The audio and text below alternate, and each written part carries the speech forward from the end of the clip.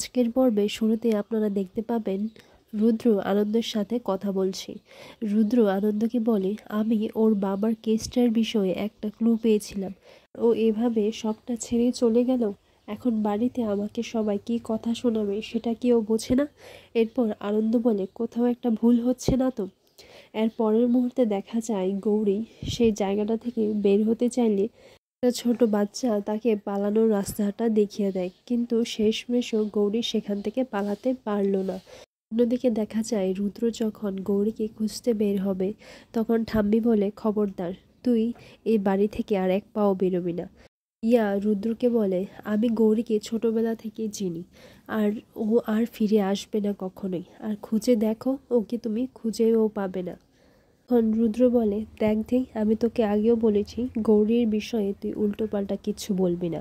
পর পিয়া বলে, তোর মনে আছে তো, যদি 12 ঘন্টার মধ্যে তুই গৌরীকে খুঁজে না পাস তাহলে কিন্তু ঠাম্মির কথা অনুযায়ী তোকে আমাকে বিয়েটা করতে হবে। পিয়া মনে মনে এটাই বলে, যতই খোঁজাখুঁজি করো রুদ্র, তুমি গৌরীকে কোথাও খুঁজে পাবে না। পর রুদ্র আর আনন্দ পুলিশ স্টেশনে গিয়ে গৌরীর মিসিং ডায়েরি ফাইল করে আসে, আর রাস্তাঘাটেও তাকে খোঁজার চেষ্টা করে। এরপর অন্যদিকে দেখা যায় গৌরীর সাথে একটি লোক অসভ্যতামি করার চেষ্টা করে, আর এমন সময় গৌরীর পাশে একটি দাঁত দেখা যায়। আর এভাবেই আজকের পর্বটি শেষ হয়। গৌরী কি পারবে নিজেকে এই অসভ্য লোকটির হাত থেকে রক্ষা করতে?